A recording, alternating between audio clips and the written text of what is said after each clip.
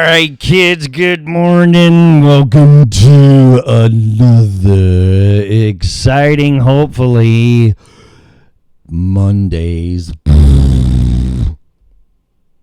episode of the original Red Pill Show, only on Freedom Revolution Network, comrade. Today is Monday. I don't like Mondays. January 27th, 2020 already. And what a fucking month it's been. Whatever. This show is for entertainment and educational purposes only. SKYPE. Please use at your own risk. This show, copyrighted by me. No part of it can be reused, rebroadcasted in any way, shape, or form without my written consent, or we will have to break you. I must break you. This show, it's opinionated. That's why I do it. And Melissa too. Everybody here. Freedomizer. Freedom. God damn it, Tim. Take two. Can we delete that? Although this is live. Can we edit that? On Freedom Revolution Network. I'm going to say that 20 times to get that out of my head. It's kind of like calling your old girlfriend, like when you're having sex and you call her the wrong name. Oops. Really don't recommend that. Anyway, the host, especially me, callers. What's our phone number? 815-975-3089. Guests, people that are naughty in the chat room, are and will always be opinionated. Under no circumstances whatsoever should opinions be taken as advice. We are seeking professional advice. Don't look here.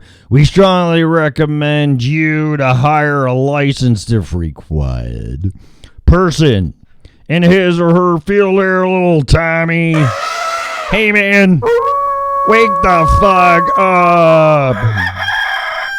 No, that's his name. Oh, more methane in the air. We gotta ban cows. We only have 12 more years to live or we're all gonna die. Broadcasting live on Freedom Revolution Network and from the lovely, quaint little Colorado town nestled right at the foothills of the Northern Range. Rocky Mountains, where it's absolutely gorgeous. It was 50 yesterday. I'm like, are you fucking serious? See, because I'm from the Midwest, and everybody there right now is freezing their ass off, getting dumped on, and it's like, really? The end of February? And I'm out. Well, I was out on my motorcycle yesterday for one. Then I come home and I light up my little Weber grill, put on a pork steak, and I'm walking to and from the grill in a short sleeve shirt and sitting out there talking to my neighbor who's making brats because they're from Wisconsin, eh? In your boat. People only talk like that when you get closer to Michigan and the UP and Canada, eh? But whatever. But yeah, we're sitting there bullshitting because they're from Wisconsin, and it's like, I go, I'm not leaving here. And if I do leave here, it's going to be a warmer climate. But I don't want it to be the desert. When it's 118 degrees in the summer, fuck that. But I don't know. I mean, okay, but I'm not supposed to share this because everybody thinks the winter sucks here in Colorado. So never mind.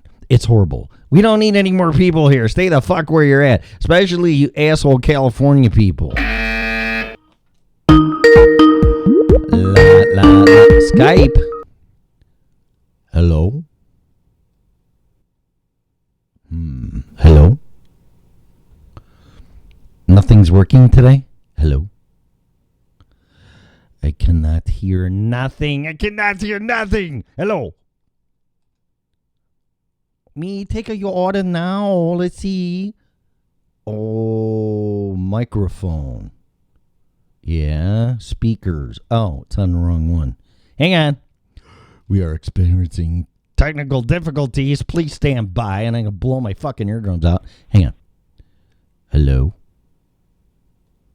Hello? Oh. Call back, Jack. Updating conversation. What does that mean? Are you spying on me, Skype? What is this logging, updating conversation?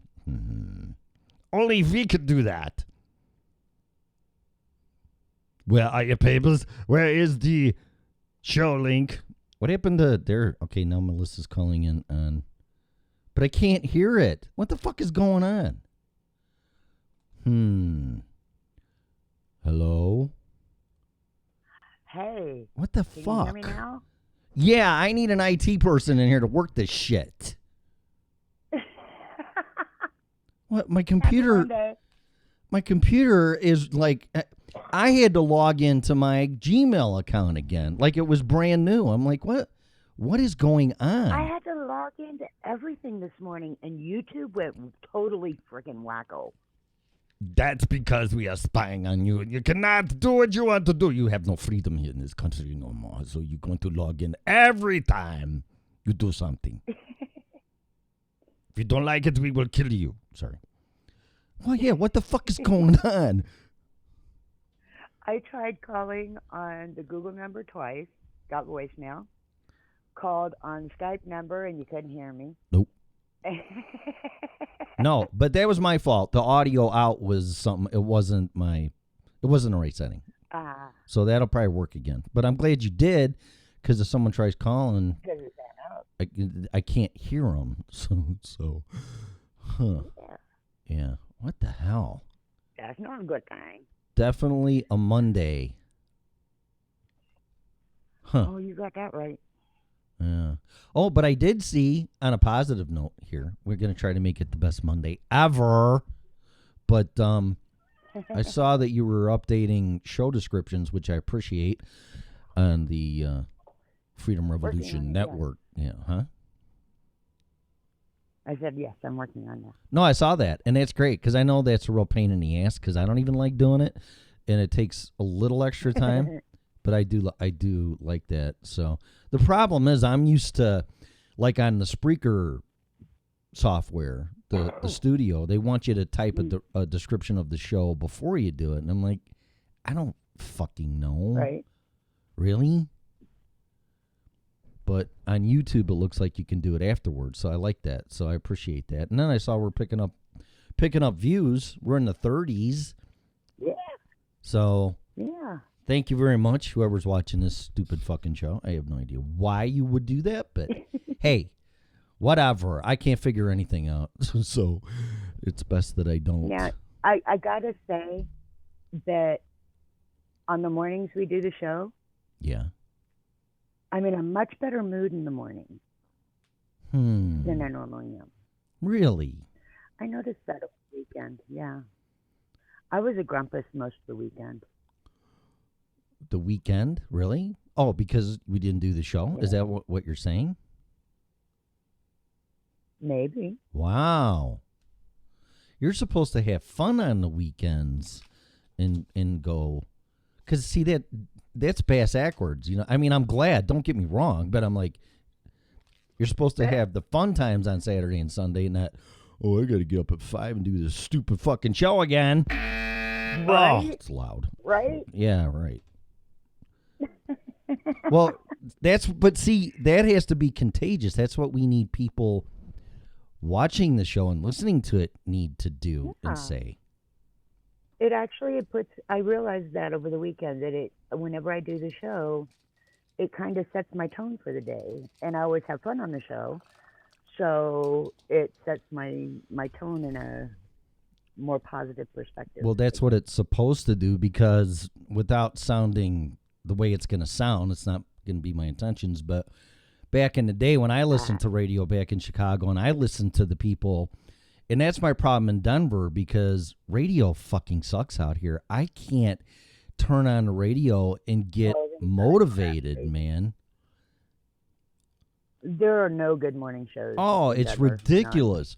And you got the dude that sounds like he's on pot all the time. That guy drives me nuts. I mean, radio I actually used to, whenever I first moved there, I was still listening to KLBJ in Austin. Austin, Texas. Yeah, hey, how you doing there, little lady? Right? Yeah. Fucking, I love Texas. I know, kinda. I gotta work on it, but I love fucking Texas. Give me a month there, and I'll pick up all the accents and shit. I just love it. Oh man. If we ever have drinks together, you'll hear a southern drawl really bad. Really? Yeah. Well, then my Chicago accent. I actually have a really, really bad southern drawl. Yeah, what y'all doing? Go ahead, Jerry. Do a little bit. Yeah, I know you can do it. Yeah. I honestly, I've my mother like drilled it in my head that having that southern accent made me sound so unprofessional. What? That it's, unless I'm really pissed or I drink, it doesn't come out much. It comes out on certain words, like "oh." That's funny you say that. Well, go ahead. Oh no, it was pen. You know, nobody can tell if I'm saying pin or pen. It's weird little words. Funny you say that because when I went to Blackhawk, one of the dealers, because you know how they switch dealers after so much time or whatever, and one of the dealers heard me talk, and they go, "Are you from Chicago?" And I'm like, "Yeah." I hear the Midwest accent, and I'm really trying to work on it, but when I get pissed or I start drinking, it really comes out. So I know what you're saying. Yeah, I know what you're saying. Oh yeah, you know that the joke about the Southern. Oh hell no! Yeah, I say that regularly.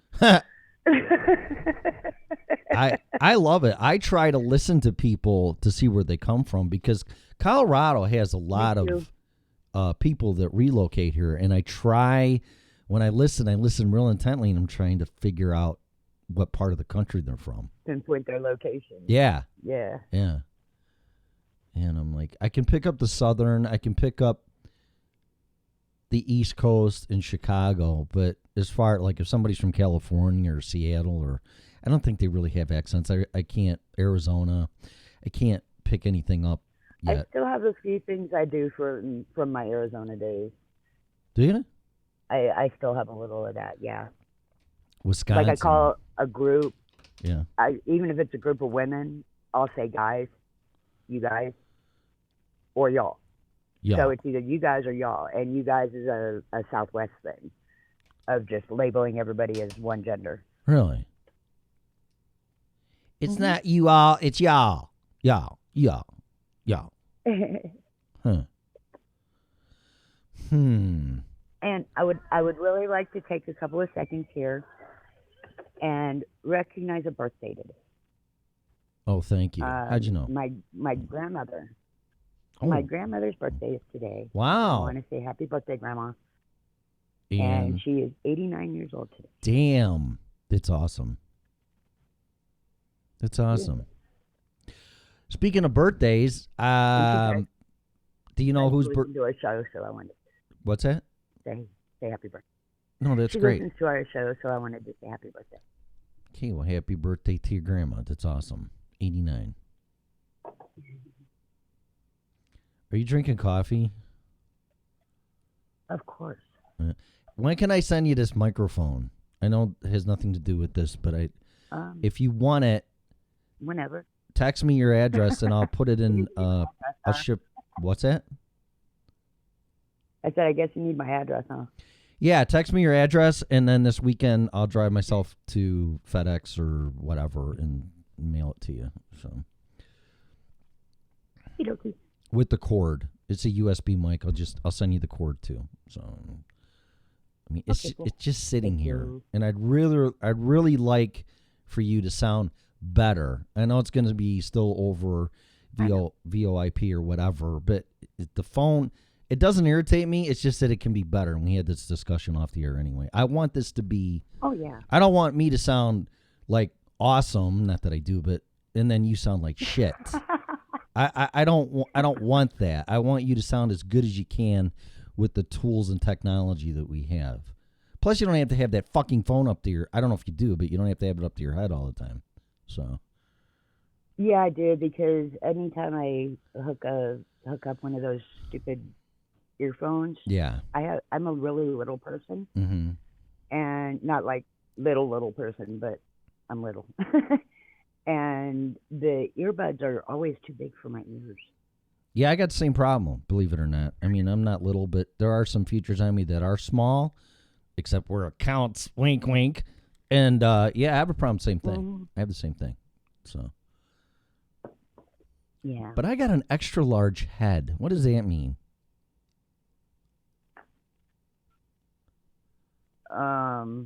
Okay, I can take that in about 20 different directions. Well, don't let's no, this is a PG show, at least for now. I mean, it's not, but well, in this subject, yeah, we're talking about my Yeah. head that I put a helmet on that I need an extra large helmet for, which is really weird. It's to hold your big brain. Yeah, my big brain. But smarter people have smaller brains. That's what Einstein. His was like a pound. I think his was a pound less than anybody else. So I don't know what it means. He's got a big head. I don't know. Genetic.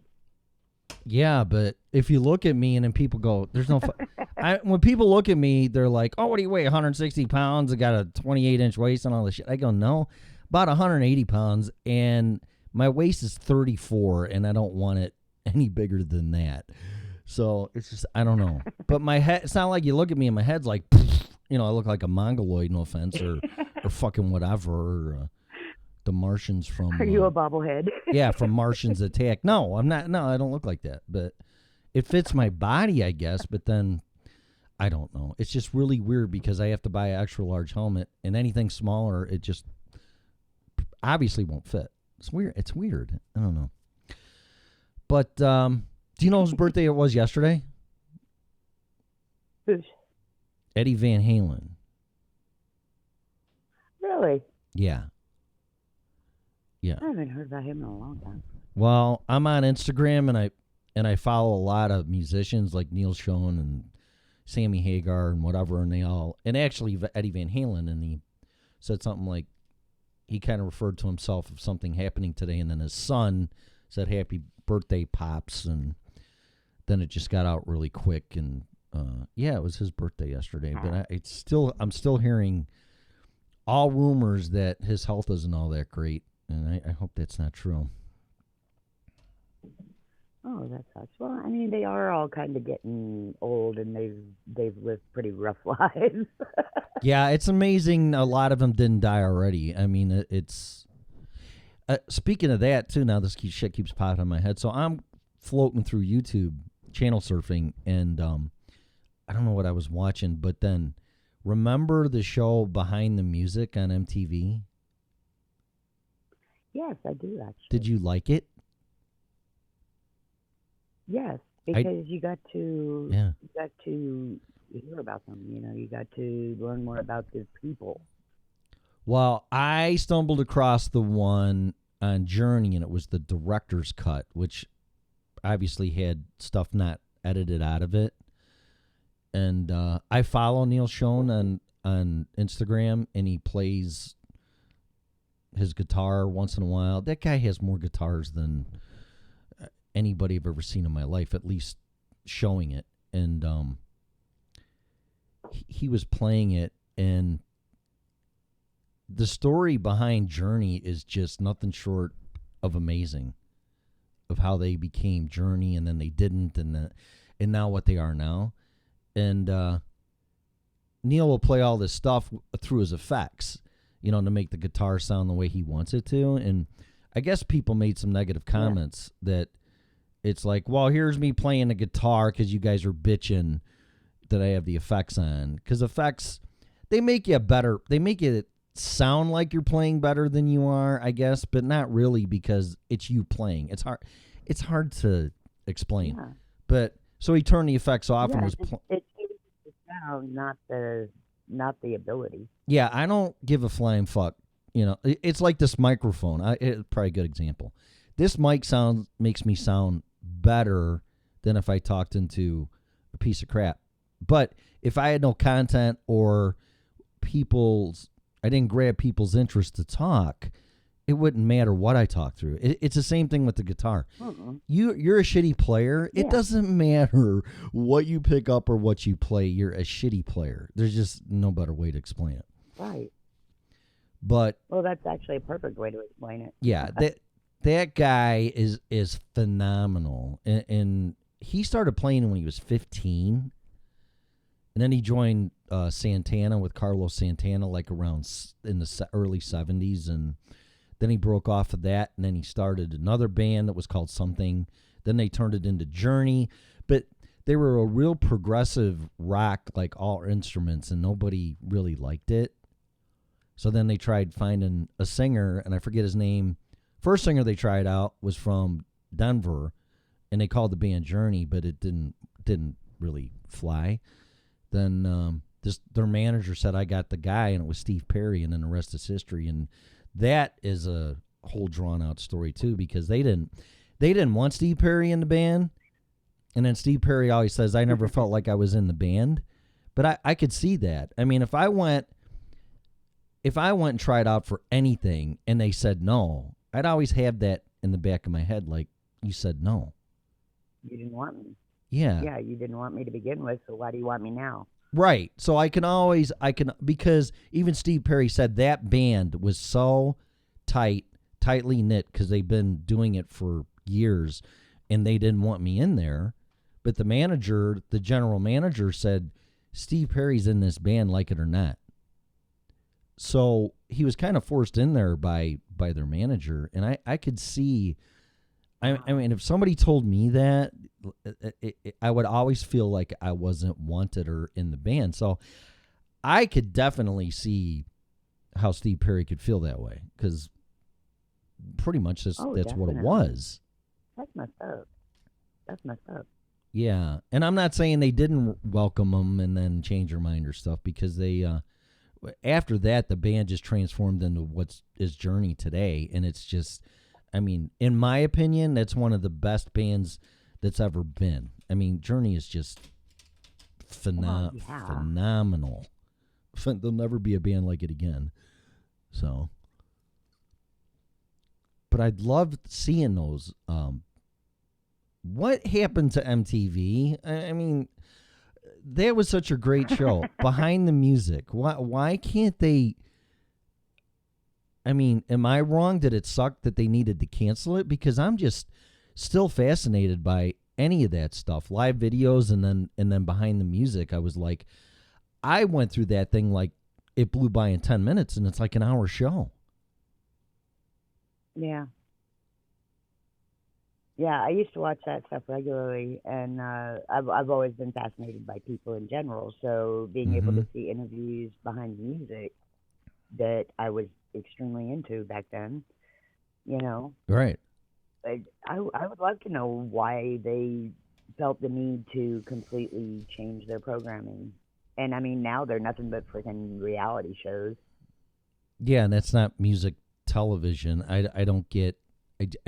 I never got it. I never know why they did. They started bringing their own shows on, like you say, years ago, and then Beavis and Butthead, which was fine with me. That's fucking right up my alley. But but then they canceled that. Oh God, what the fucking show! I used to love their late night cartoons. Oh, and then then they just started doing shows, and they completely abandoned the whole music center of music television, MTV. I just don't get it. But I love Behind the Music. I wish they'd bring it back, because and they could do current artists, which I really don't follow too much, and they don't even have to stick with a certain genre like Blake Shelton or Luke Bryan, and I don't like country, but I'm just saying, or any of the pop artists now, Shakira, she's a little getting there outdated, but all of them, I don't care who they are, bring them on there so we can find out, what these people went through, where they came from to where they are now, because it's fascinating to me. It really is. Yeah. We in Austin, we used to have Dave TV on community television. Mm-hmm. And he would do interviews and Capsize, that's what it was called. He would do interviews with all the bands that would come through, all the local bands. And he's actually basically, I think he's now officially the rock music historian in the Austin area. Huh. But see, that's what community programming does. It literally can keep a record. I had to look him up because talking about it reminded me about the show. We need more of that, in my opinion. I mean, we're getting back into the radio thing. Terrestrial radio is just it's dead, man. It's so predictable and so stupid. Even in Chicago, there was a radio station ever since I was a kid. It was called The Loop. It was FM 98, FM 97.9. And that's where a lot of talent that's in Chicago that's legendary was on that station at one point or another. And they were on the air for 30 years. And I move out here, and there's a station out here that's following in those footsteps in the same thing. And what they did is they ended up selling to K-Love, the Christian thing, Christian format. They ended up selling out to them. I don't know if they were having financial problems or they just wanted to sell it to make. I don't know any of that.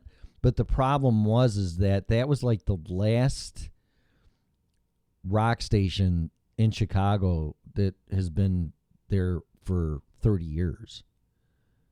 And I come out here and there's a station now that's following in their footsteps. And the problem with the Loop was they had the same fucking playlist all the time. It was the classic. I hate when they do that. It's the classic rock stuff, and it's like, listen, man, I love this stuff as much as anybody else, but throw some new shit in there. It's rock. Right? These people that are stuck back in the day in these, I'm just going to bang the fucking radio. Listen, I've been listening to radio since I was 7 years old. WLS AM music radio, and it turned into talk radio. I have radio, at least Chicago radio, in my blood. And they're all stuck on their stupid fucking formats. And these program directors and these management people that got degrees and this and that. I got news for you. Radio, and I'm saying Chicago. I can't say for Los Angeles or New York or, whatever. But Chicago was way up there with their talents, and it was just amazing. But it still sucked. The potential was never reached. And these program directors, well, we got to stick with pop music. So they play all the fucking pop shit or classic rock. And they won't play nothing older than 1978. And out here there's a station that insists on playing Pink Floyd. And I actually called in and talked to him live about that. And I said, sarcastic me, I said, hey, can you play some more Pink Floyd? And then nobody said anything. And I said, you know what? I said, I really get it. It's Colorado. It's the pot. It's all that stuff. And it's Pink Floyd, whatever. Dark Side. Hey, man, can you play Dark Side of the Moon, the full album, please? Thank you. And it's like, I'm tired of hearing. I like Pink Floyd. I don't love them. I love David Gilmour, great guitar player. But I don't want to hear fucking Pink Floyd every other song.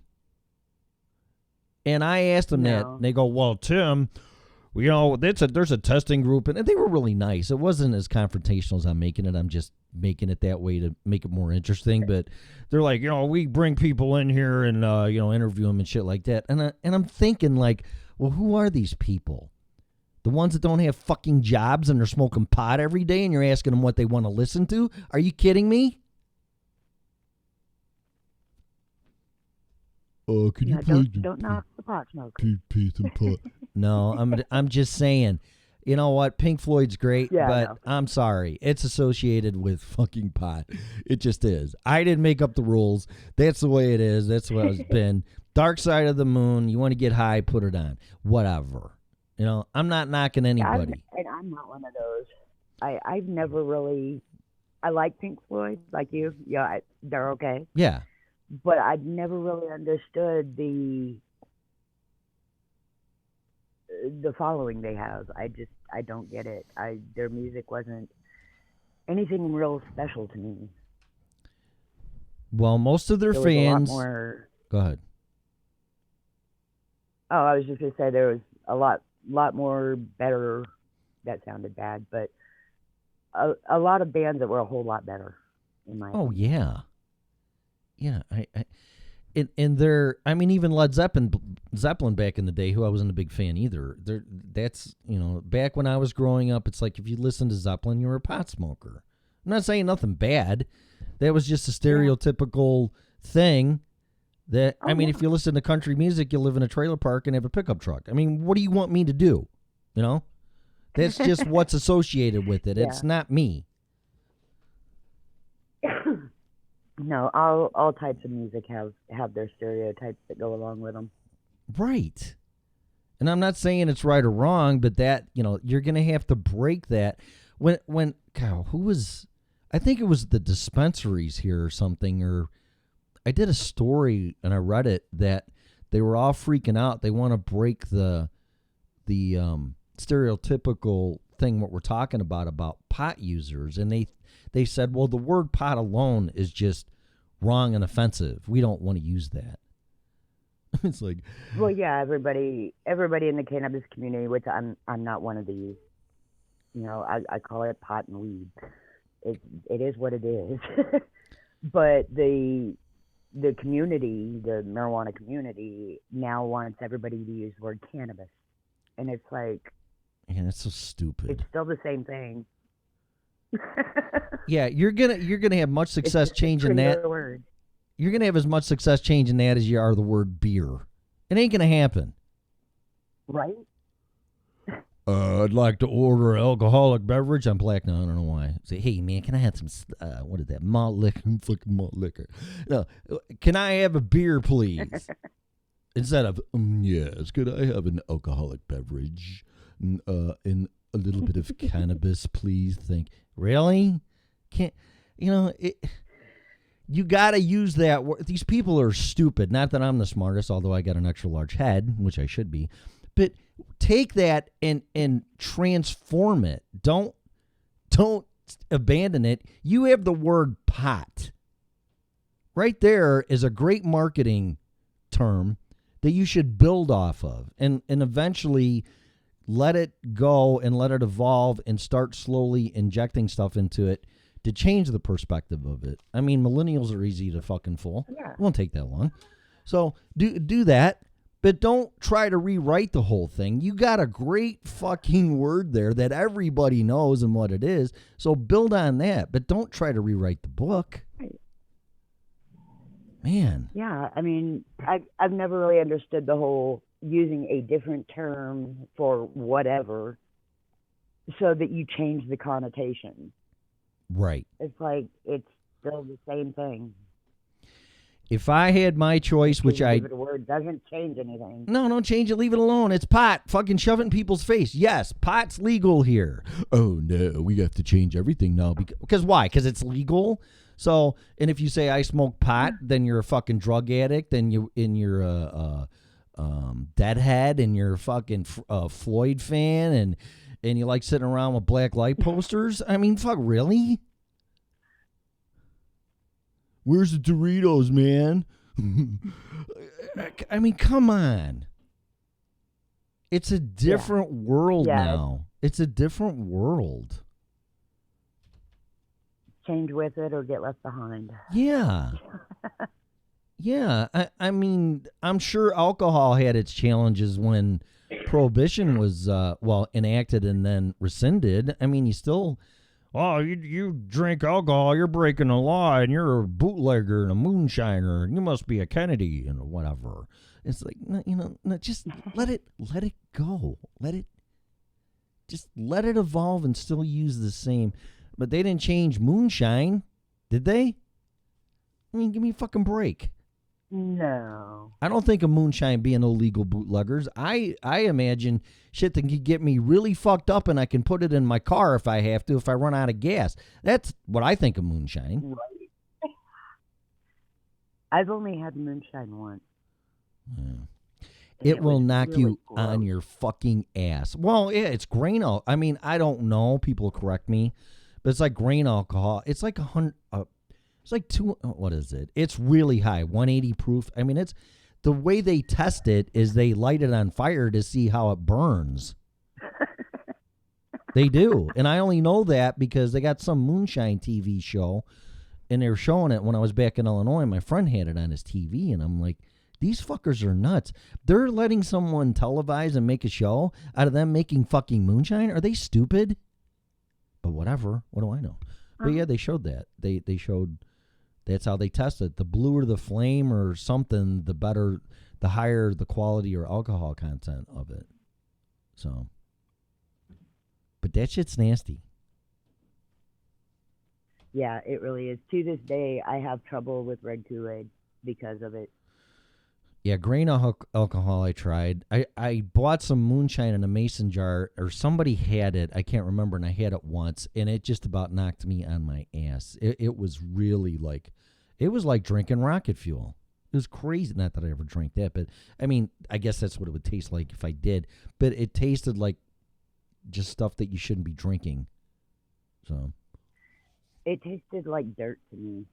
It just, like literally, like you just put a bunch of dirt in your mouth. Huh. That's weird. Well, since we're talking about pot, and like I said, I had my choice. And I'm going to share the movie that I saw, which was The Gentleman, which goes right into this. Really good movie.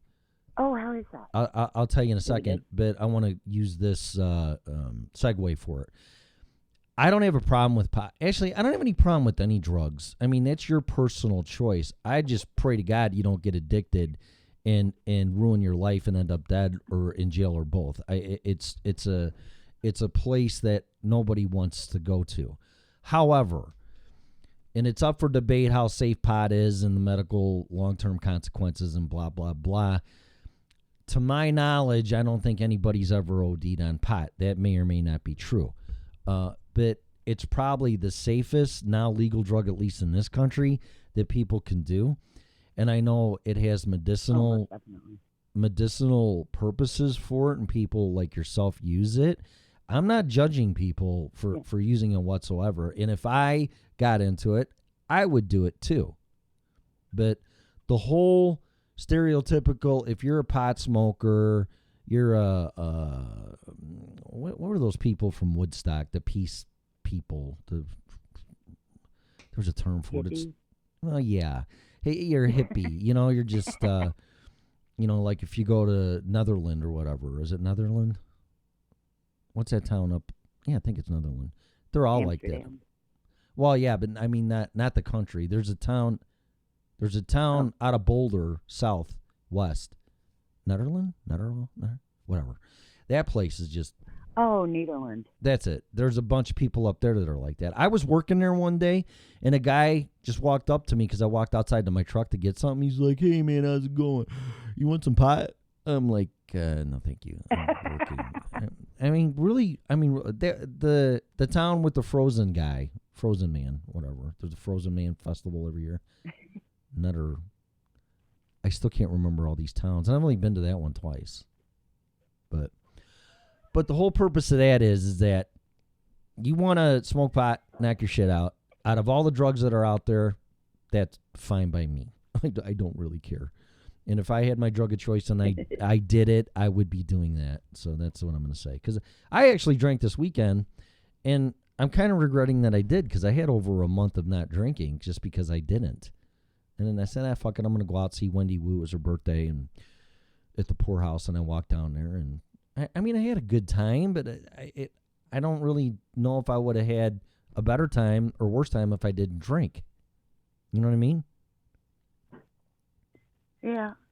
So it's like, maybe I should have just. That's always a question when you drink. Well, put it this way, and I know you can't smoke pot. For that matter.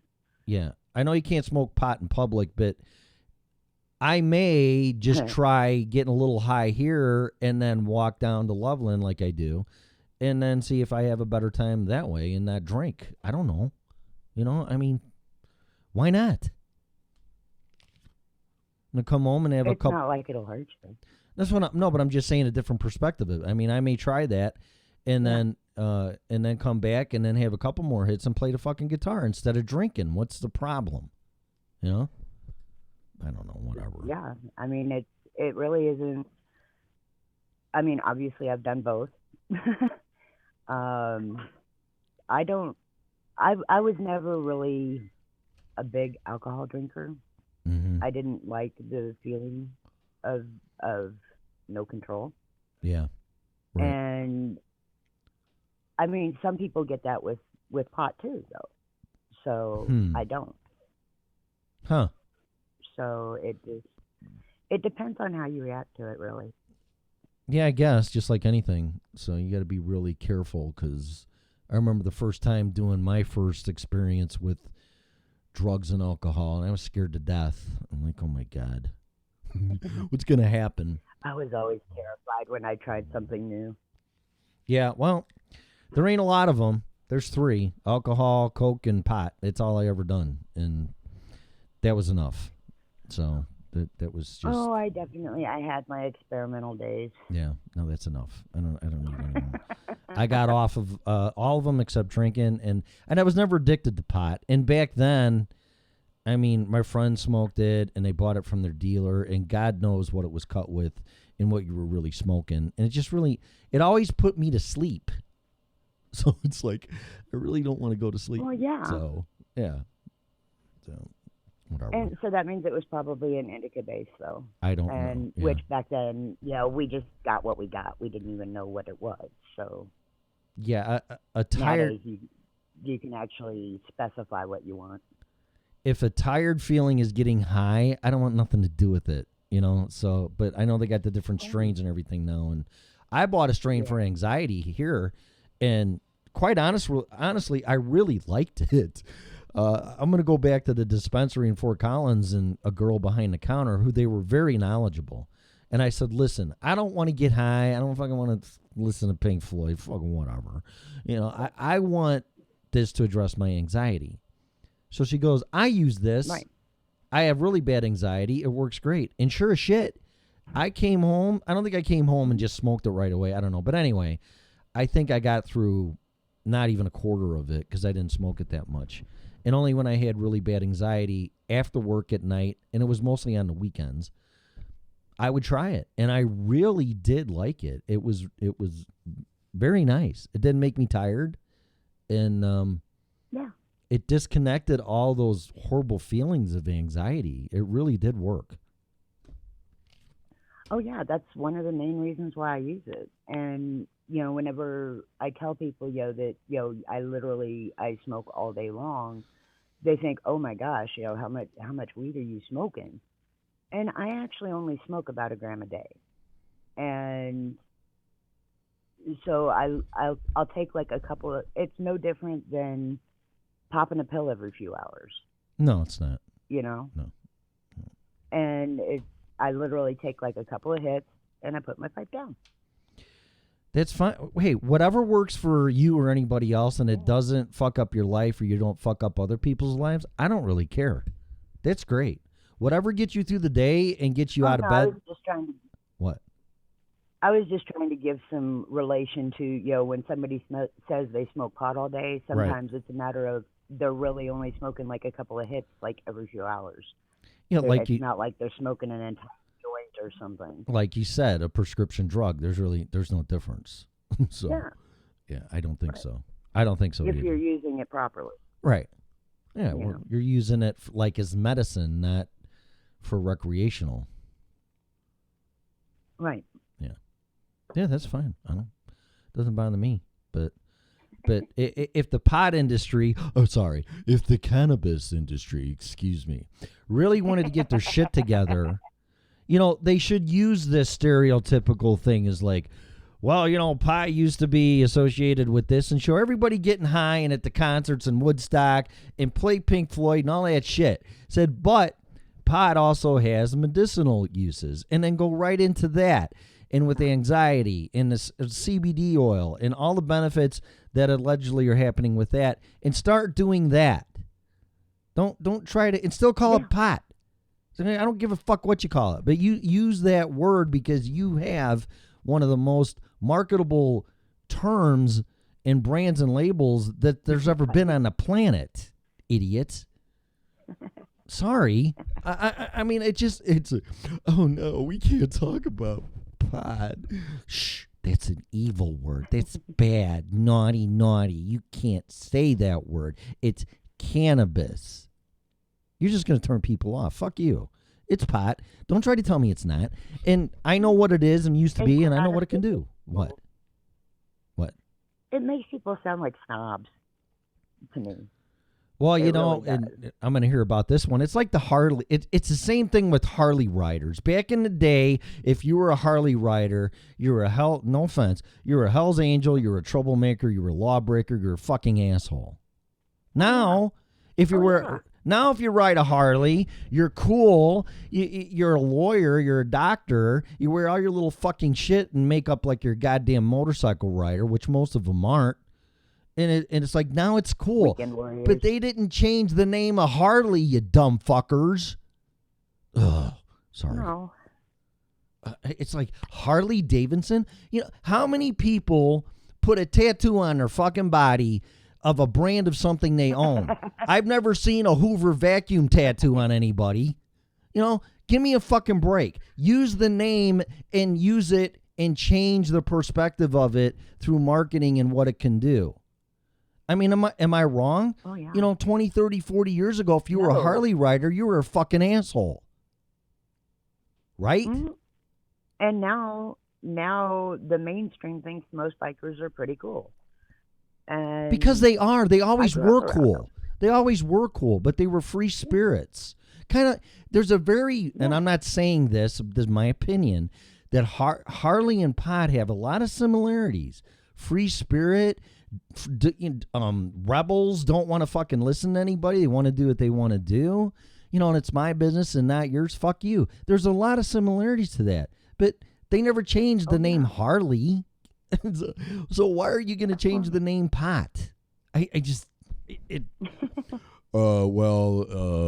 is the Harley Davidson corporate board meeting room in the marketing department, and we need to change the name of our product because most people think we're a bunch of fucking losers. Really?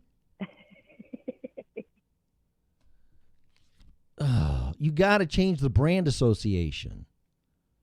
And I don't think Harley really did that. Maybe they did. Harley is an amazing company. I mean, like I said, I love guitars. Well, they did a great job. They did a great job of crossing over into quote unquote mainstream society. Then there's your business model. Their marketing was amazing. There's your business model or your marketing model. Whatever Harley did to get people. I mean, back in the day, lawyers and doctors were the ones that took care of Harley owners, and they wanted nothing to do with them. Now they ride the fucking things. Right. I mean, it's not impossible, and it's been done. So listen, pot industry dumb fucks. Sorry. Look at what Harley did to cross over, which is a good term that you used, into getting people to accept that pot is not what it used to be 20, 30 years ago. Just like riding a Harley or being an owner of a Harley isn't the same it was 20, 30, 40, 50 years ago. Give me a break. Yeah. Whatever. See all the problems we're solving? Roll with the changes. Yeah, whatever. All right, so I went and saw the Gentleman with Matthew McConaughey, Colin Farrell, and Hugh Grant. And I think there's a couple other people in there, but I haven't seen him in anything in a long time. Oh man, and that's what everybody said on the reviews. It's like, well, gee, I don't know why Hugh Grant done this movie unless he was really desperate. And that was before I saw it, because I read the Rotten Tomatoes. I don't read the critics' reviews; they're all full of shit. I read the Rotten Tomatoes and the people that actually saw it. Just like this show. Right. Well, we don't get it. The critics, he just doesn't talk about anything. He talks about pot and Harleys and fuck you. I'd rather listen to people that listen to the show, not what you listen to at one time and what you think of it. I don't care about that. So that's why I use Rotten Tomatoes. And a lot of people compared it to the movie Snatch, but most of them said it's a really good movie. And it was like in the 80 or 90% percentile for Rotten Tomatoes. So I'm like, okay, I'll go see it. And I went and saw it. And if you like, the best way I can say it is if you like the British humor, and you, I do. And you really have to. I can hear these people and actually listen to them, but they're so fast and they have such a heavy accent, and they did such a fantastic job. You really have to pay attention. Then you got black people and Asian people with this British London accent or whatever, and it's like, that's so weird. You seeing an Asian person with a fucking English accent, it's like, because you expect to go, oh, you a motherfucker. It's a little weird. Yeah, and then black people. I mean, there's some actors that have that accent, and I've seen it before, but there's some Asian people in this movie, and it's like, they got that British accent, and I'm like, oh my God. That is so fucking weird. So you have to not only get your mind into that to accept that, but you definitely, even with the white people, American actors, Hugh Grant. Where is Hugh Grant from? He has an accent. Because he did. I thought he was from the UK. Yeah, well, I would say that he is, because out of all of them, I mean, Colin Farrell did a great job. Matthew McConaughey is an American, and he portrays an American, so he doesn't have the accent. But Colin Farrell and definitely Hugh Grant are just freaking awesome in this movie. I didn't know that was Hugh Grant, because I knew all the actors, and then when they were running the opening thing, they kind of had smoke, and then they put pictures of smoke of who the actors were in character, but you really still couldn't make out who they were. It wasn't a picture. There was just smoke, and then showed a picture made out of smoke. Whatever, like a painting, but you really couldn't tell who they were. But I was watching that movie for 20 minutes before I finally realized I was watching Hugh Grant. Oh wow. Oh yeah, because I'm like, wait, is that Colin Farrell or is that Hugh Grant? And I knew it wasn't Colin Farrell. And I'm like, and then I took the glasses off and the hairstyle, and I mean, I know he's in his 50s, but I mean, he really looks like he's in his 50s, because he usually don't. And yeah, I'm like, and he put some weight on, and I'm like, I wouldn't have bet in a million years that was Hugh Grant. Wow. He's great in the movie. Colin Farrell comes in. I'm still waiting for him to come in. And then I think he came in earlier, but I didn't recognize him. That's how good these guys are. When you don't recognize them. Wow. Right? When you have to sit there and figure it out. Yeah. And, I'm going to give Brad Pitt credit too, but his looks, it's really hard for him to change his looks because he's Brad Pitt. But a lot of makeup and this and that. But his acting ability is amazing, too. I mean, he's just, like when he played Joe Black, I'm like, oh, my God. I mean, his acting was really, of course, he had Anthony Hopkins in that movie to help him, but which every actor says you play off of each other, and I think he learned a lot from Anthony Hopkins. But when an actor plays something and I don't recognize him, it's like, holy fuck. It's wow. It's... That's just amazing. And Colin Farrell is really funny and good in this movie. He really is. But again, it's the British Monty Python-ish humor. It's definitely that humor. It's not American I'll humor. like it. I'll like it. It's not American humor.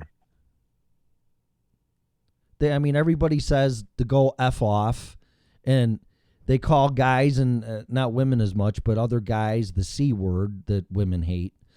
They call guys that. I was actually just about to bring that up. Yeah, no, well, I didn't know I watch that. a lot of UK shows, Yeah, and so that's like one of my favorite words. yeah, and that's what they say, and they say that, and it's like, oh my God. So I didn't realize that was part of that culture in humor, or not even culture. It's name calling. So Yeah. oh my God. Oh yeah. Yeah, it's just like, I love English programming. but they say it and it doesn't even affect them. It bounces off. I'm just gonna say it. They keep calling each other a It's fucking normal. cunt. And it's like, wait a minute, Yeah. that's a guy. So how can he be a cunt? And I hate that word. I know women hate it, but I'm not using it in that context. Men don't. are calling men. I know, but some people aren't going to go. You're going to get complaints on this one. I know. I can't believe he called him using the word cunt. Listen, you got to listen. We are a free speech network. We don't censor. Well, maybe this will wake you up and you'll pay attention. But men were calling other men fucking cunts, and I'm like, whoa. I mean, that doesn't even make any sense. That's like calling a guy a bitch, which I've heard before. But, I mean, it's like, that's usually a female reference, very insulting term. And they're calling him like it's nothing. Yeah. Like, oh, fuck off, you cunt. And I'm it's like calling somebody a shithead. Well, yeah, or here. It's literally. Yeah. So that kind of shocked me. But And you're breaking up. Go ahead. Go ahead. Oh, I just said here it's not. No, I know. And that's what I'm saying. But I'm just like, that shocked me because I've never been called that. And I've never heard anybody call another guy that. And then they're just passing it around like it's nothing. And I'm like, whoa. So once you get past that culture shock, I guess, it's a really good movie. And it's kind of drawn out a little bit. But, Matthew McConaughey went to college there from America. I'm not going to give anything away. I'm just going to tell the story and the plot kind of bit.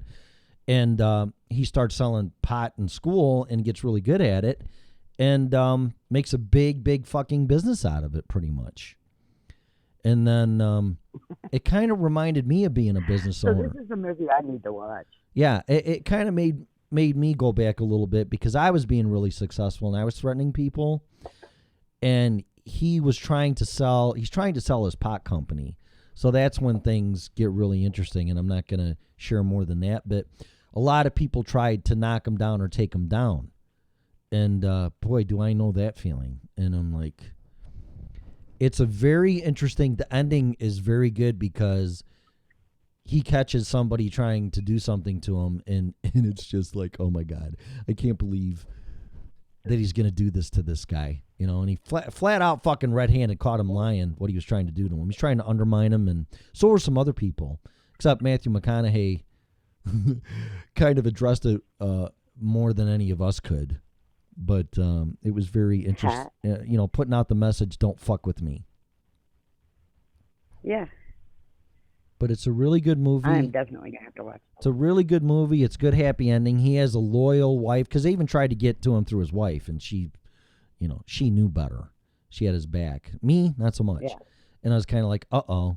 And they even say that. They even say, if you want to get to a man's heart, you do it through his wife. And I'm like, oh, my God.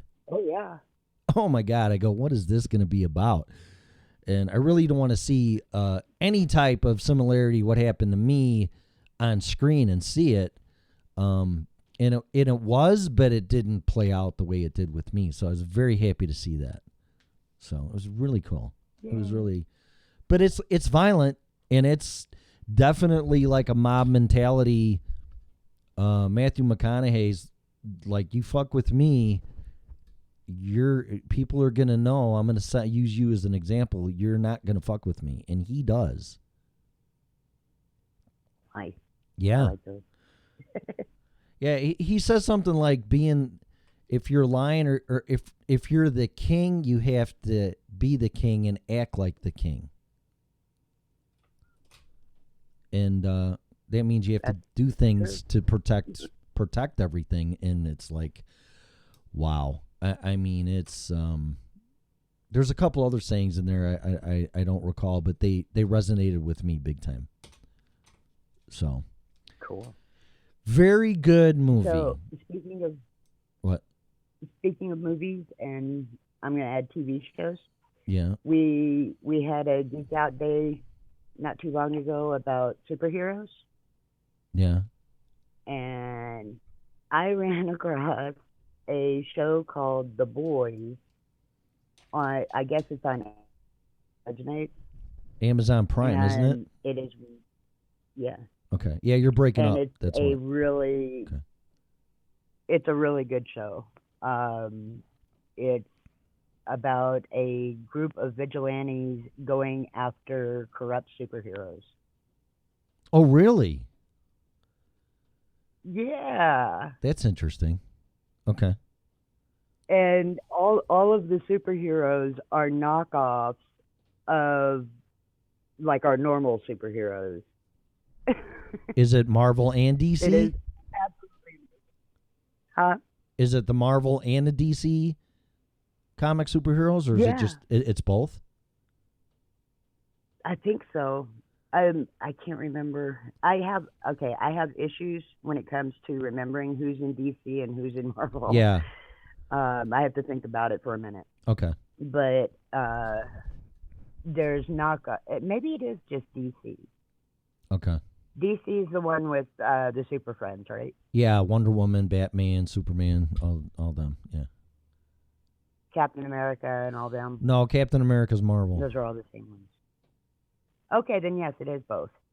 Yeah, that's what I thought. Because I didn't want to comment because I saw that, and I think I actually watched one episode, and I think they do have a mix of DC and Marvel universe in there. So, cool. Yeah, we've gotten a few episodes in now, and it is so hilarious. Huh. I'll check it out because I'm looking for stuff to watch. So. Yeah, we ran across it by accident when and it's like through the whole show, it's like, hey, that's so and so, that's so and so. Right. Huh. Well, I'll check it out because, like I said, I think I watched half of one episode and I didn't get into it. But that's me. I have a real short attention span. Stick with it a little longer. Okay. All right. Yeah, stick with it a little longer. It definitely gets better. Yeah, I watched Lucifer, and the first freaking episode grabbed me, and that's rare. That's really rare. I've been wanting to check that one out. Oh man, I'm telling you, that shows.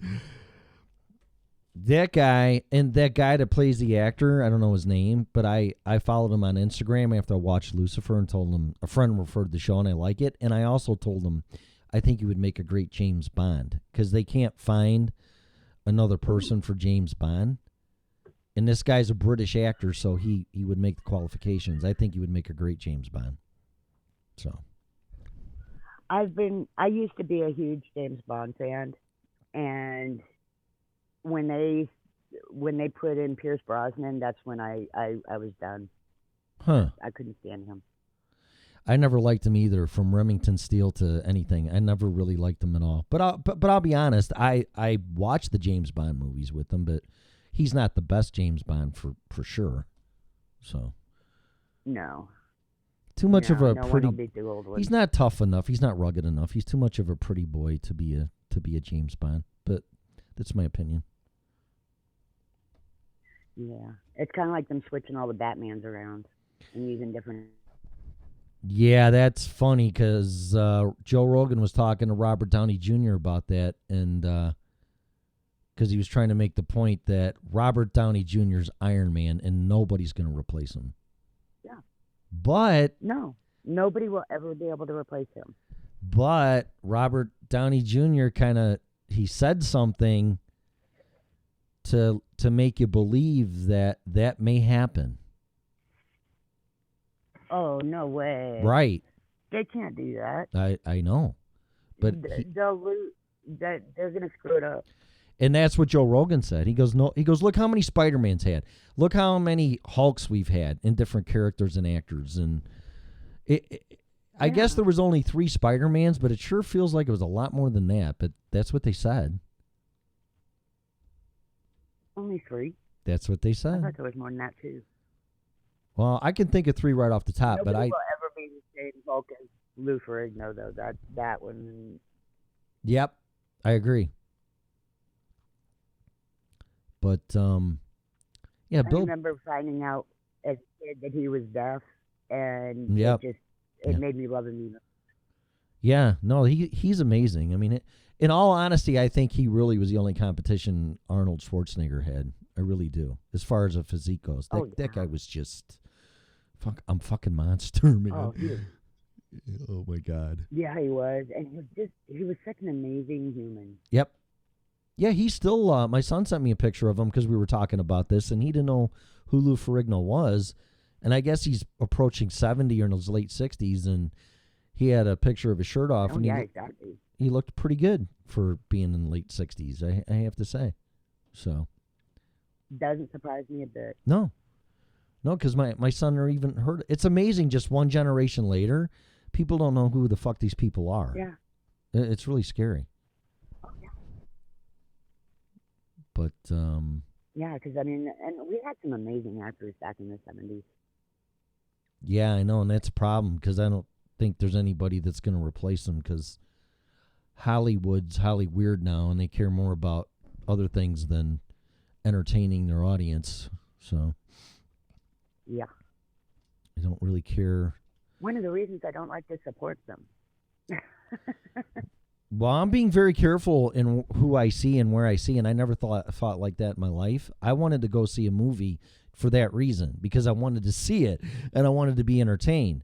But now it's just getting all slanted and this and that and everything else, and it's like, you people need to live in the real world. You make a gazillion dollars, you have your own little club, you dress up and make movies, and you get paid for it. So you're in your own reality as it is, and it's just like you get paid to play dress up. Yeah, you have no business fucking telling me what to do. Nobody does. That's a good way to put it, too. Well, they don't. They have as much business telling me as I do them. You think they're going to listen to me? Well, yeah.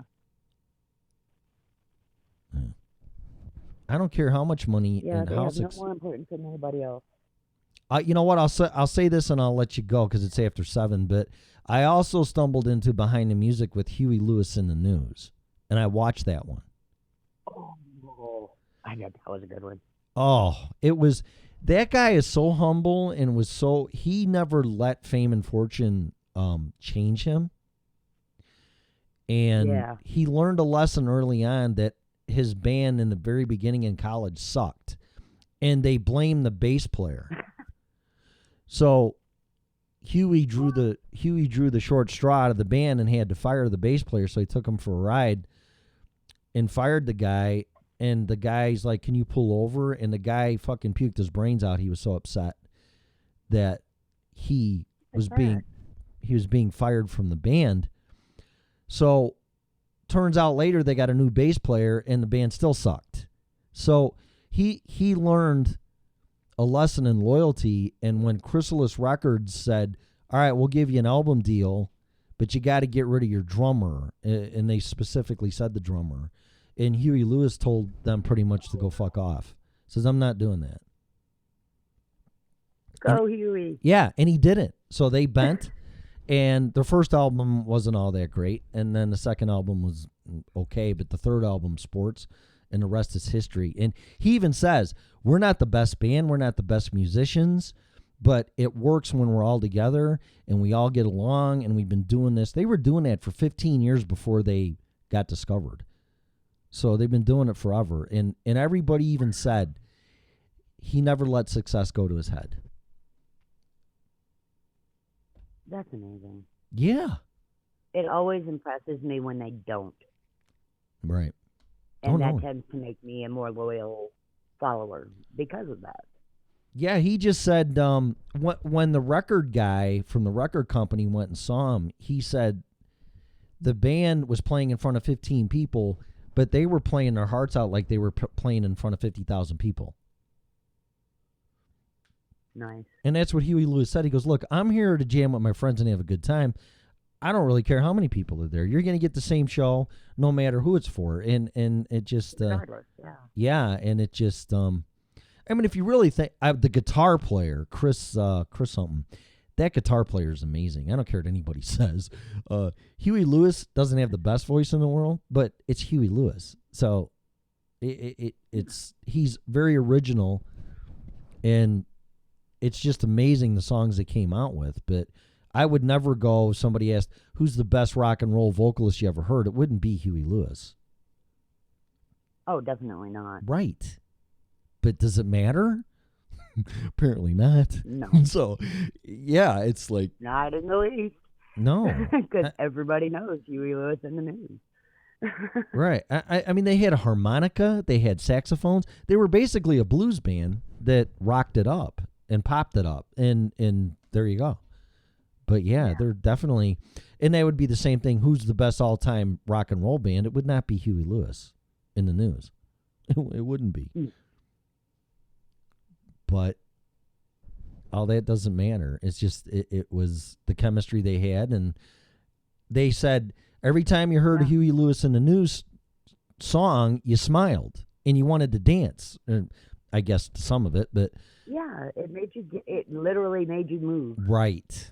Yeah, it brought you up, and that's what music's all about. And he never let that go to his head at all, ever. So, do we need more people like that? Yes, we do. Lots more. Yep. So, all right. Well, there you go. An hour and 15 minutes blows by once again. So, but I'm going to work. I had a band. It's that good.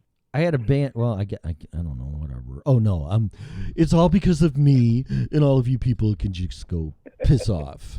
Whatever. And, you shouldn't be driving your SUV and eating meat. And whatever. Okay?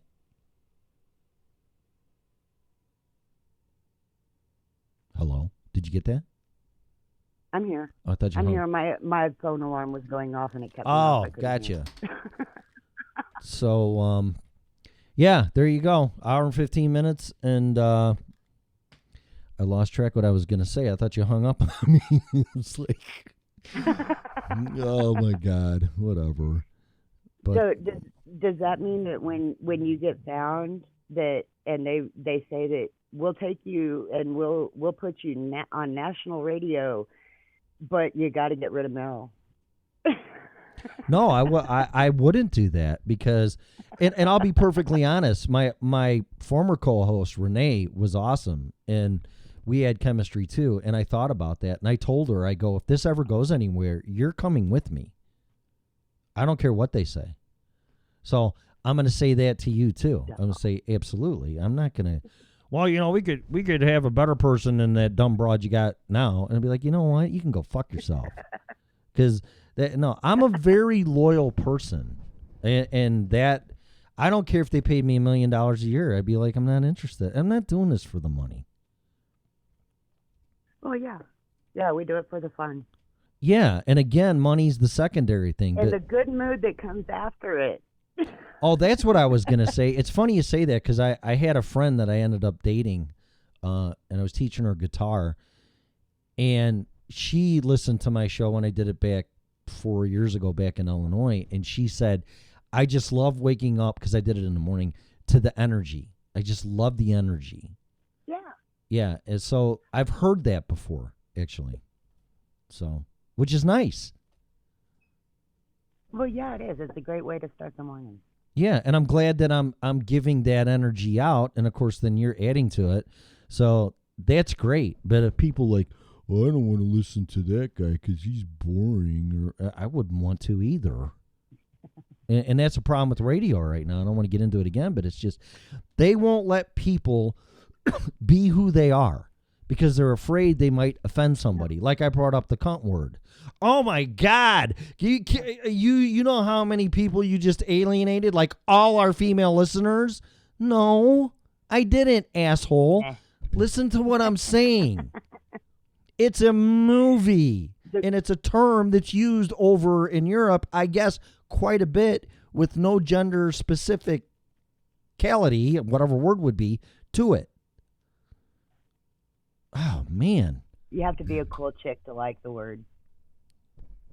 Well, I never met a woman that does like it, but the point is that they're not saying it to women. They're saying it to men. They're saying it to men. And it's like, oh, my God. Yeah. I mean, when you hear that as an American, I don't care what gender you are, especially a woman, but a man, I heard it, and I'm like, whoa, wait. No, we don't say that word here. But I bet you that word is said 100 times in that movie. Oh, probably. And there wasn't one. You obviously didn't watch Game of Thrones, did you? I haven't been through it all yet, no. But that movie was almost. Oh, yeah, that's a standard. That movie was almost 2 hours, and that word was said 100 times. And if I'm not mistaken, not one reference was to a woman. When I watch it, I will let you know. Yeah, then there's a scene where a guy calls the black guy a black cunt. And he's like, wait a minute, that's racist. That's racist. And Colin Farrell goes, no, it's a fact. He goes, you're black and you are a cunt. I'm like, oh, my God. There you go. Colin Farrell is fucking There you go. great in this movie, man. Oh, my God. It's a great movie. I'm not a huge fan of him, but this one, I don't know. Because to me, he falls into Johnny. Oh, she hung up. It falls into me the Johnny Depp.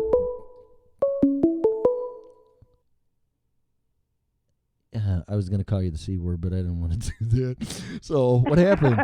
Oh, yeah, what do you want, you cunt? Oh, my God. Don't listen to the show anymore. He's an asshole. What? Sorry. Well, and like I said, you have officially met a female who adores the word cunt. Yeah, but I love the word. I use it all the time. Yeah, but you're a little bit more you're more open. Say it, I'm a weirdo. No, not at all. You're more open-minded to this stuff, and yeah, okay, whatever. But you don't hear something and take it offensively, where it's automatically think it's directed at you. And that's a sign of growth of somebody. It's like I said, when that chick came up to me last year and said, well, I'm from the Illuminati and whatever, and then I didn't run away. She goes, well, wow, you didn't run away. And I've been through so much shit. You could tell me you're a fucking Martian, like I've said before, in a Martian black cunt, and I wouldn't run away from you. I mean, yeah. And that's how you are too. It's like, well, whatever. But, but that word is very sensitive to women, because if you really want to piss off most women, you just say that word and, oh boy. But, yeah, it must have been said 100 times, and it was all directed at males, and then one black male, which is even funnier.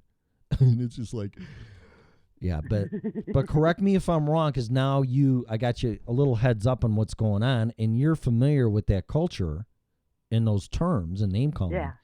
And yeah, I don't think one time that was directed at one woman at all. Like I said, because I will watch it, and I will let you know for sure. If they ever said it to a woman. It does get a little dry. It is a little hard to follow until you get the character association down and what's really going on. But it is really, I mean, Hugh Grant and Colin Farrell, and of course Matthew McConaughey did good, but he played an American. But those other two played UK people or whatever, and it was, I mean, bravo! It's a great movie. It's a great fucking movie. So, yeah, I would, but it, like I said, it does get dry in some points. It does get a little confusing, but you got to pay attention. And they talk so fast with such a thick accent, you're gonna miss something. So, but I don't think you won't. Exactly, but you won't. It was a really good movie. I would recommend it, and yeah, it's very entertaining. Cool. So if you see it, let me know, and I want to know what you think. I definitely will. Okay. And like I said, I was already thinking about watching it anyway, so yeah. That just solidified it. I definitely would. You will probably. I would probably anticipate you're going to say it's probably one of the best movies you've seen in quite a while, because it's really good. cool. I need a good movie to watch. No, it's good. I think it'd be right up your alley from what I know and what you're saying. So get your ass to the theater as soon as you can and go see it, because you'll like, if there is a theater out there. Is there one out there? Grand Junction's small, but it ain't that small. Well, you never know. You never know. Is it right next to the moonshine plant? Fucking whatever. So go see it. You'll enjoy it. I want to, maybe you can do it this weekend or sooner. Whatever. I know you're busy, but you need to do that anyway. I ain't going to tell you what you need or what you should do, but you need to disconnect and unplug for a couple hours. So go see that movie. So yeah, I do. Yeah. I really do. Yeah. Go see it. That's why I do it too. I just I'm in a different world. I don't even bring my phone. I just leave my phone in my car. I go in there. Oh, I never take my phone with me anywhere. Yeah, I'm about ready to do that myself, actually. It's my one time to get away from it. Exactly. Yeah. But go see it and enjoy it. My son and I were... Go ahead. My son and I were actually talking about... well, at first it started off, we were talking about bowling. And I used to be on a bowling league. And so I was like, hey, that's something I'd be willing to go out and do. It's something that, it's centered around us, and, I can block out everybody around me. And he was worried about me being able to make it through like a full game because of my physical issues. And he's like, no, Mom, you need to play pool. Huh. So we may actually start going out to shoot some pool. Well, good. That's a good son you got there. Yeah, he's awesome. Hey, remember, I got more. Remember when I told you that Joe Rogan and Robert Downey Jr., that they may talk about Robert Downey Jr.'s past? That Robert Downey Jr., yeah, it came up. And it came up through Marshall. Really? It came out through Robert Downey Jr. that, because Joe Rogan said, how'd you get into martial arts? And he said, well, it goes with, I don't know exactly what he said, but it goes with his recovery. And it helps. Wow. Yeah. And that's all he said. And then, Joe Rogan's real smart. Obviously, he knows what he's doing. And he didn't bring it up. And it's the first time I've ever heard Robert Downey Jr. bring it up by his own choice. And they didn't elaborate on that. I don't know if somebody was sitting off camera, because he does all his interviews on YouTube. And I watched it because after I heard that on the podcast, I go, I want to see if anybody motioned anything to say, don't talk about this anymore. And of course, I didn't see anything, but that doesn't mean it didn't happen. But Robert Downey Jr. did say to Joe Rogan, if you would like me to elaborate more on this, I will gladly do it off record. Oh. See, but to me, and I don't even know why I don't know why people think that way, because people know. The only thing I can think of is that he has kids, and he doesn't want his kids to hear it. I mean, I could probably see that, but my God, do you know how many people you would? I'm not saying that's it. I'm trying to figure out the one slant that it could be, and that's the only very remote thinking that I can get out of it. He's protecting his kids, but everybody knows and they know, so I don't know really. I think you're. What? I think you're more on the right path with somebody like in management stopping him. Well, and that's what I think happened. But do you know the help you could give people in the insight just by saying, and you don't need to tell the war stories. You don't need to tell, well, I was doing this amount and that amount and all that. No. That's not. Those are war stories. I've been around the tables. That's not what you talk about. But do you know what you talk about the recovery? Right. Do you know how many people you could help by just trying to share and associate what martial arts has done for you and helped you through recovery? Because that guy, I thought he was dead. And I'm not going to talk more about it because that's his business. Yeah. Yeah, but I thought he was cooked. I thought he was done. And the things that he has done is nothing short of remarkable and a miracle. And if you can, if you could share that to help people, I mean, I don't. But you could send a bad message That's one too. of those times Go of ahead. using your fame to help others. But I I could, really wish he would come out with it. but I could see other things too, though, because kids adore that guy in Iron Man, and if he shares that he went through that stuff, then kids might go, "Well, I need to go through this stuff to become Iron Man because that's what he did." Because my marriage was 1 in a million, and my wife and I at the time conquered all our obstacles, everything else, and that, and we sent a message to our kids that no matter what, marriage will always prevail, and that sent a bad message to them, because no matter what, my daughter's going to make her marriage work, and my son tried that and only lasted 6 months because he tried saving the girl that he married. So I could see that if he says that and these kids hear that, well, in order for me to be Robert Downey Jr. or Iron Man, I have to go through a drug problem. I've got to go through the Yeah. I've got to go through these Yeah. trials before I can actually Yeah. Because reach that level. it's a double-edged That makes sword. sense. Well, I could see that, and if that's his, I mean, it's all his reasons. Listen. I put out there what happens to me to share, to tell people it can be done. But if you're going to take it and Right. say, well, I got to go through what Tim did to be on a stupid radio show, you're missing the whole point. That doesn't work. You shouldn't have to go through hell. No, don't do as I did. Yeah. You Yeah, know. do not do what I do. And the reason why I share what happened to me and what the consequences is pretty much telling you it doesn't work. Don't do that. Right. But people will. This is the experience of what doesn't work. Right. But sometimes you do have to go through hell and all this adversity to become successful. But I don't want in a million years happening to anybody what happened to me to get where I am or where I was or where I may be going. And I could see that. I could see, you might cause more damage and pain that what you intended. And then, of course, you're going to get blamed for that.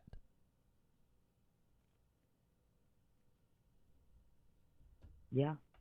But what is it? The path to hell is paved with good intentions? Yeah, I don't know. Yeah. Maybe you could write a book when the time is right. I don't know. But the knowledge that he has and what he went through, I think he would do the world a lot. Maybe he doesn't care about the world. I don't know. That's for him to decide. I kind of find that hard to believe. But he should write a book eventually at some time where he thinks it's safe and it won't come back on him, because it would be nothing short of an amazing book, not to mention a movie. Well, yeah. I mean, like I said, I gave up about on that recovery. guy. I gave up on that guy. I thought he was gone. We were going to bury him. Well, yeah. I mean, he was on a road to self-destruction. I mean, Right. which a lot of Hollywood people are. Right. They especially when they start out at a young age, Well, or they get messed up. and at that time, because drugs in the 80s was like very prevalent, man. I mean, I really don't know how most people escaped it. And maybe some haven't. We just don't know. But Mhm. it was apparent with him. Probably and, a lot of hidden stories. Yeah, and when I heard him on Joe Rogan and what I've seen and the comeback that he made was just, I'm like, oh my God, this guy. Oh, and I'll tell you a funny story. Listen to the podcast, but when Joe Rogan was interviewing him, he was wearing this medallion on his chest, and Joe Rogan's like, do you wear that because you were Iron Man? He goes, you know what? This is a funny story. He goes, I've been wearing this way before Iron Man. And then Joe Rogan goes, well, then it was your destiny. You were born to be Iron Man. And then they got into all this, really deep fucking spiritual shit, which he goes, I don't know. But I mean, yeah, I've had this forever and I've always worn it. So I thought that was very interesting. And I was just looking up the interview. Yeah, listen to it. It's the tension's high in the beginning because I, after watching Robert Downey Jr. and listening to interviews, I mean, he's being very cautious in who he's talking to. And they're both trying to read each other. And I'm sure Joe Rogan told him, look, dude, there's no script. Look, I'm not going to steer you. We're just going to talk. You and me, man to man, face to face, eye to eye on our podcast. And that's what I love about Joe Rogan. And that's how I am. But I've been doing this for over 10 years. And I think he started at 10 years. But quite honestly, I didn't ever knew he had a podcast until maybe 5 years ago. And I never really listened to him until I moved here because I needed 14 hours of shit to listen to. And I said, you know what? I'm going to listen to Joe Rogan. And I was floored what I heard coming from him. I've always liked Joe Rogan. Oh. I see his clips float through Facebook every once in a while, but I didn't know he actually had a podcast. Oh, he's getting his balls busted now because he said, somebody asked him or something who he would vote for right now, and he said Bernie Sanders.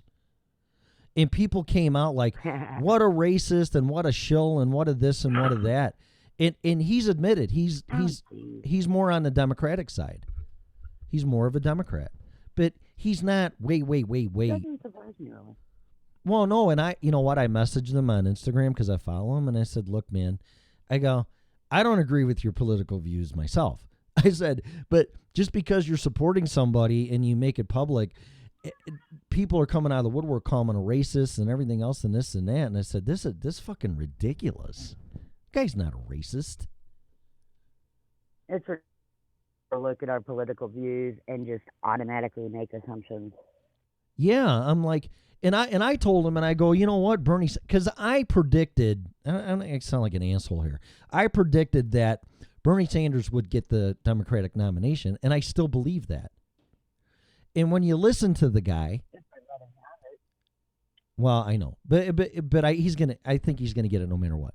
Because all the other dingbats are just fucking dingbats. He's the most sane dingbat that there is right now, in my opinion. Only by what he says, because what he says makes sense. And especially if you're a millennial. Because I try to listen to this guy. Because there's going to be a lot of millennials that are going to be involved in this election now. I really, truly believe that. And when you listen to this guy, he makes sense. Because I try to listen to him like a dumb fucking kid. And that's no insult to anybody. If you're in your 20s and even your 30s, you don't fucking know anything. I don't care. You don't know a goddamn thing. But when you listen to him, he makes sense. And he's talking facts and things of that nature. And he's right. I mean, he is. I'm listening to him and he's right. But his method of paying for all this stuff won't work. And when you're a dumb 20 and 30-year-old, and even maybe older, and you really do the math and listening to what he's saying, it's not going to work. You cannot give the government that much power. You just can't. It never turns out good. Never. And actually, when you see this movie, go ahead. Oh, all I was going to say was when it comes to politicians and their campaigns and everything, no matter who you listen to, then they make perfect sense. But when you get down into all of them, whether it's Republican or Democrat or third party, nothing ever pans out quite all the way. No. You know what I mean? Nope. No, and they tell us what we want to hear. It's all about power. In this movie, I was going to tell you, that's what all this is about. It's all the gentleman. It's all about struggling for power. Yeah. That's it. Like that movie. I'm really looking forward to it. Yeah, it. That's it. It's all about struggling for power with a bunch of alpha males. That's all it is. And that's what politics is, although there's some women getting in there, but that doesn't matter. They're still human. And power corrupts. And that's what this is all about. Yes, it does. That's what this is all about. It's not supposed to be that way. The federal government's not supposed to have, and our elected servants are not supposed to have that type of power. No. That was crystal. We have the power. We have the power. But they've turned it into lies and manipulation, and they find out the power they really do have, and then I don't want to get into it too much because I've been down this road a million times. You know, they're slowly taking our rights away, whether you'd want to admit it or not. Yeah. Because that's yes, our power. People should do their homework. There's some woman on Twitter that's an expert and a lawyer in the Constitution. It's amazing. how our Constitution came to be, which came from the Magna Carta, which is from over there from the King in England. Yeah. With the House of Lords and all that stuff. And it's just amazing that our founding fathers took the Magna Carta and made it even better. Because the king knew, everybody knew the king was fucking everybody. He knew it. And the only way he would share his powers, giving it down who kissed his ass, which the House of Lords and all these other people. But once it got to a certain level, you were a peasant and you didn't have any rights and you couldn't own any property. Yeah, I watch a lot of the historical type shows, and mostly from like 14 to like 1700s. Yep. And actually probably earlier than that, probably like 11 to 12. But yeah, you see perfect examples of it, and you know, like all the problems that we are finally bringing to light today have been going on for hundreds of years. That's right.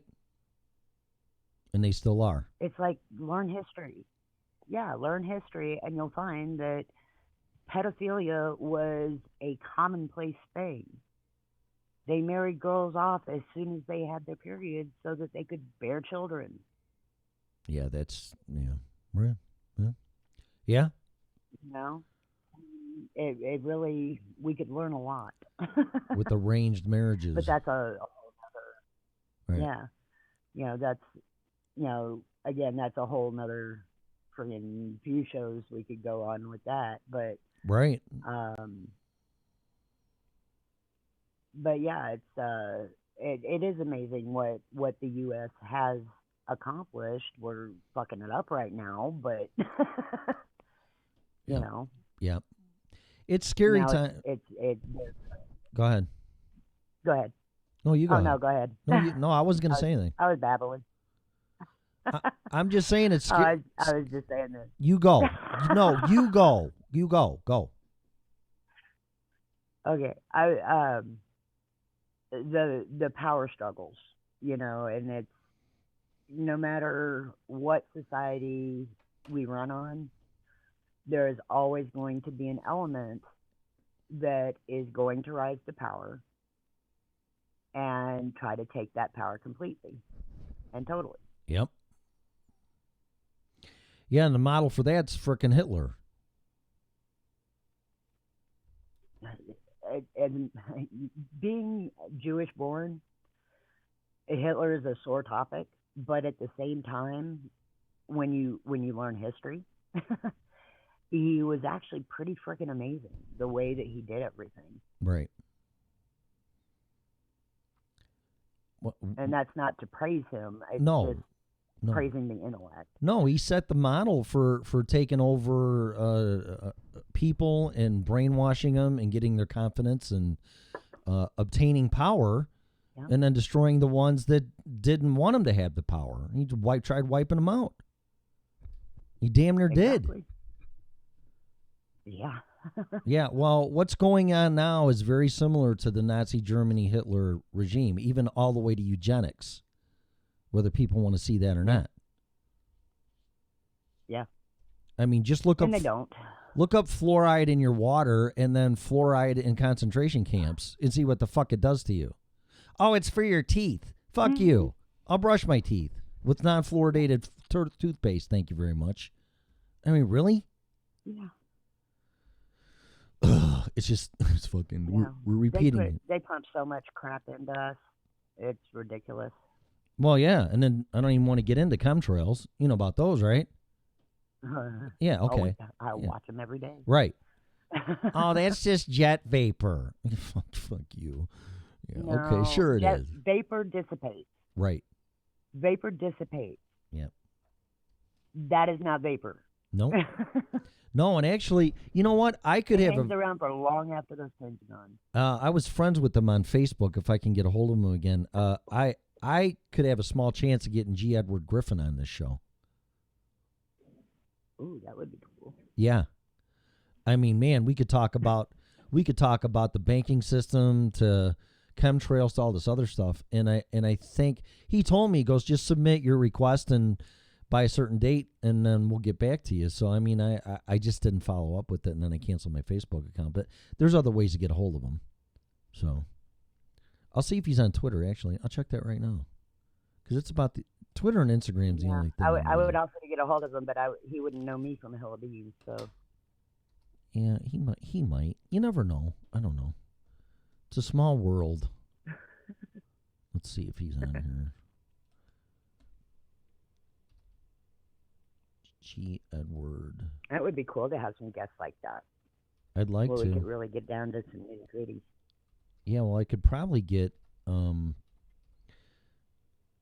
Skousen on here because I interviewed him when I was on Freedomizer Radio, and he was really interesting. G. Edward Griffin, there he is. You know me, I'm up to talk to pretty much anybody. I find all people fascinating. Well, he's on Twitter, and if this is him, it doesn't have the official doohickey thing that says it's him, the icon or whatever, but I'll reach out to him and see what he says. I think it's him, though. Always worth a shot. Yeah, I mean, there's plenty of posers out there, and it pisses me off. I had somebody do that to me, going on chat rooms and shit, saying they were me, and that really, it really got me. Yeah. Hey, you should take it as a compliment that they went that far. Well, I did, but then when I saw him in the same chat room as me, saying he was me and saying some shit, people thought it was me. That I don't like. So. Yeah, no. Yeah, I'll reach out to him. If you got haters, that means you're doing something right. Yeah, well, exactly. Right. Yeah, I think Winston Churchill said something like that. So if you have plenty of enemies, you're doing something right or something like that. I'm like, whoa. Yeah, that makes sense. So, I know you're always going to have haters. If you're not, what? Well, and if you're not stepping up and speaking out, you're not doing anything to improve anything. Nope. That's right. And people are always going to hate on you there's always going to be a group that'll hate on you for speaking out against whatever you're speaking out against or for. Exactly. So, well, I'd rather say something than that because that's always been me anyway. So it's kind of late to change. So. Right. But at this stage, I don't think any changes are going to happen. No. Well, and if they are, they better be for the better. So, 'cause I'm trying to be a better human being. So that's what I'm going to do. But, we'll also touch on Bitcoin too. I've had some conversations and I've learned even more. So I'll bring that up down the road too. So I'm learning more. I'll actually turn on YouTube and just click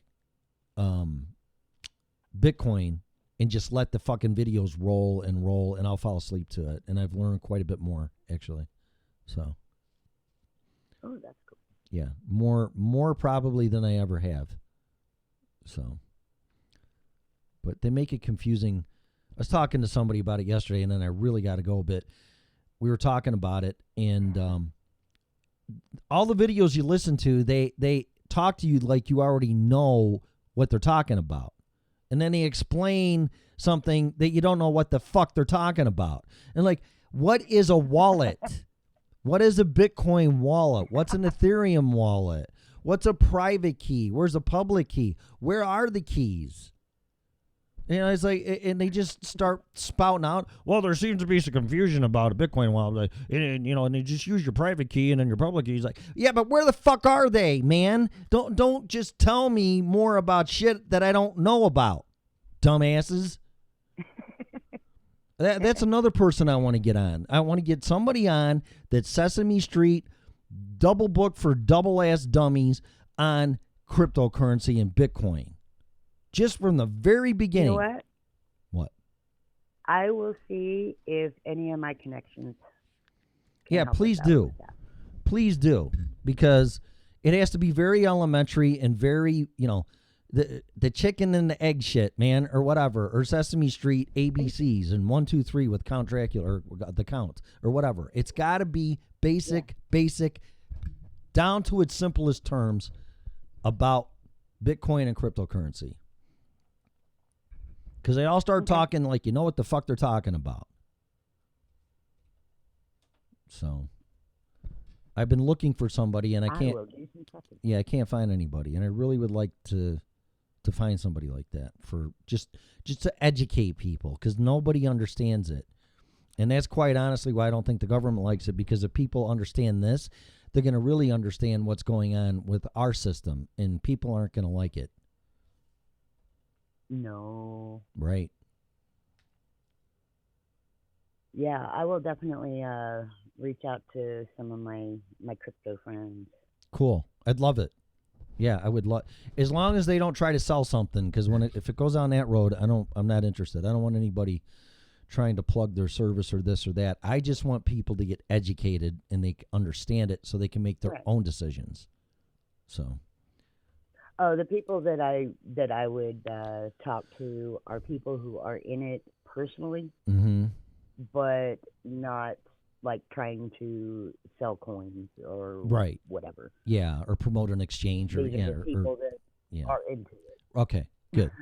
Yeah, good, because the thing I've learned, and I'll let you go, is that you can't trust your wallet, whatever that means to some people, sitting anywhere but in your possession, just like gold.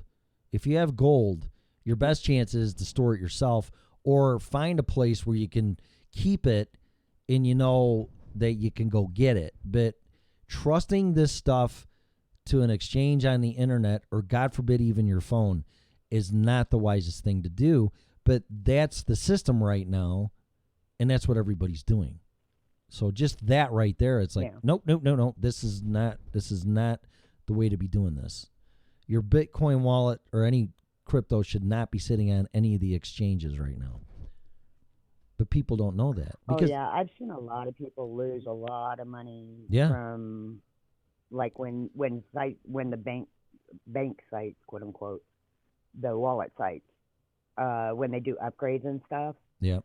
I've seen people lose tons of money in those upgrades or transfers, and yep, it can be real touchy. Yep, and there's ways to secure it safely in your possession, and that's the things I want to talk about, because the only scary part of it is it's not FDIC insured, and you're responsible for your crypto. So if you lose it, whatever way it is, you lost it. But I'd rather take a chance in me losing it or getting it stolen or whatever than losing it in cyberspace. And that's what's going to happen. Exactly. That's what's going to happen. That's why I was never a big fan of web-based programs like for my business, where it would be all online and my company would be sitting on a server. It's like, no. I'll have integration with the web and all that kind of shit, or the cloud, or whatever the fuck you want to call it. But my company file is going to be sitting on my server or my hard drive or whatever. It is not going to be outside this building.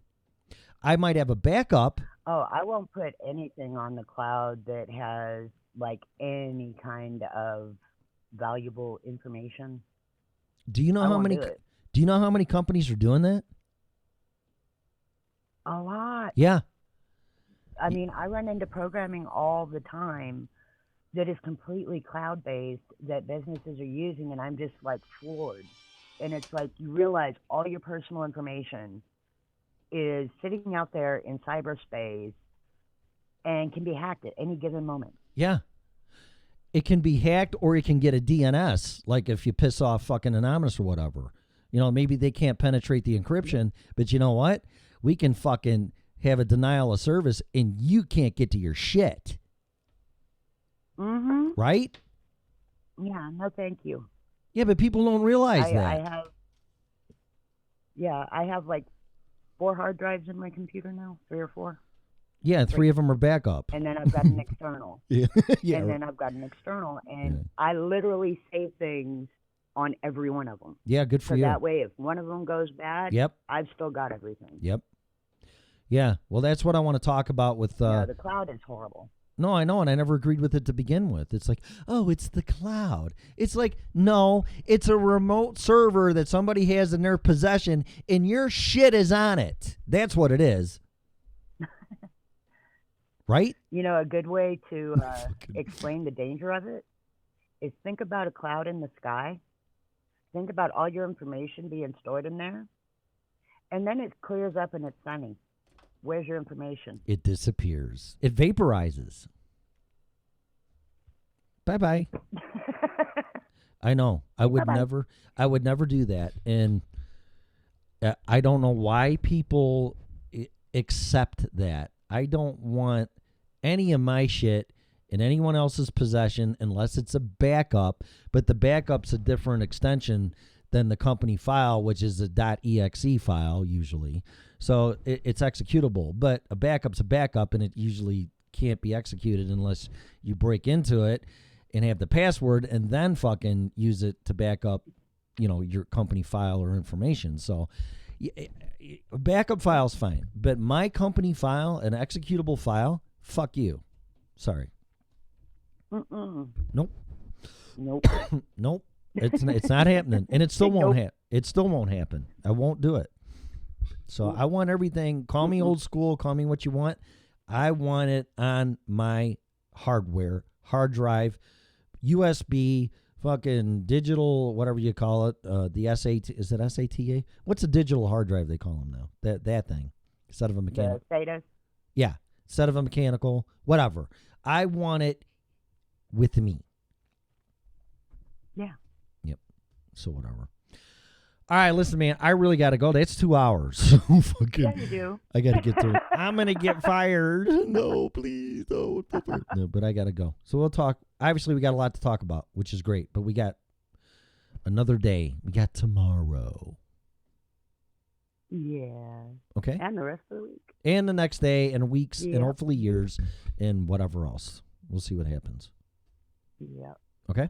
Well, you have an awesome Monday. You too. Have a great day. And I will talk at you tomorrow. Sounds bueno. All right. Have a good day. Bye. Wow. All right. So where's this? There it is. Stop that. Leave. Okay. So I gotta go. Time to make the donuts and pay for people to sit on their ass and don't have a fucking job. And thanks to Melissa and all that. And I hope you enjoyed the show. And please share the show. And I'll be back tomorrow. You have been listening to the original Red Pill Show, comrade. Goodbye.